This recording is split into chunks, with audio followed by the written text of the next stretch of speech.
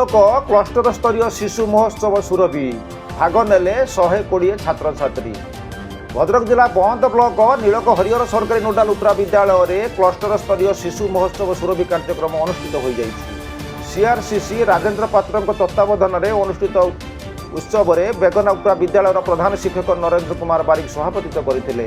एथिरे मुख्य अतिथि भाव अवसरप्राप्त प्रधान शिक्षक दुर्योधन जेना, मुख्य वक्ता भाव नीलक हाईस्कूल प्रधान शिक्षक प्रशांत कुमार साहू, सम्मानित अतिथि भाव सरपंच रजनी सेठी, समिति सभ्य उद्धव चरण सेठी, प्राक्तन सीआरसीसी दीनबंधु राउत, अवसरप्राप्त शिक्षक निराकर जेना, बाबाजी चरण संस्कृत विद्यालय प्रधान पंडित अभिमन्यु सेनापति, विद्यालय परिचालन कमिटर सभापति कन्हई चरण साहू प्रमुख जोगदे वक्तव्य प्रदान करथिले।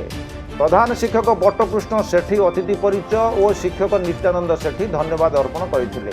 यही अवसर में क्लस्टर अधीन 8 विद्यालयर 120 जन छात्र छात्री वक्तृता, तर्क रचना, सृजनशील लिखन, क्विज, संगीत, चित्रांकन, चित्रकला और शिल्पकला आदि विभिन्न प्रतियोगितार भाग नहीं। एथिरे कृति प्रतियोगी मानू पुरस्कृत करा सह प्रति विभाग में प्रथम स्थान अधिकार करिଥିବା कृति प्रतियोगी को ब्लॉक स्तर को मनोनीत करा।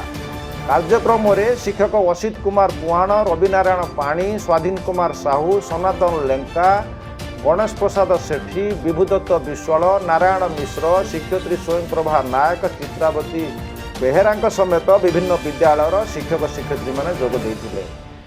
दिवसव्यापी कार्यक्रम में शिक्षक शेषदेव जेना, रतिकांत नायक, सुरेंद्र कुमार पंडा, राधाराणी सेठी, मिनती हेम्ब्रम समेत परिचालना कमिटर सदस्य मैंने सहयोग करते। सुरेंद्र कुमार पात्र, मु हरिहर नोडाल नीलक क्लस्टर सीआरसीसी।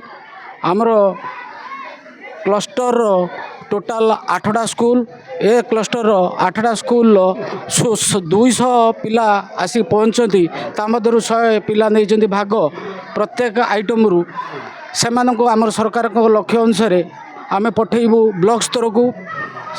जो सिलेक्शन हेबे प्रत्येक आइटम रु जन जन को आम पठेबू क्लस्टर रु ब्लॉक स्तर को।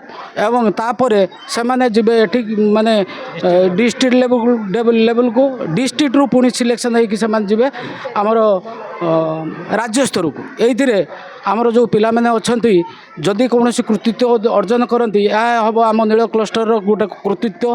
तेणु मुझे आशा करी आम पिला माने ही ऊपर को उठे।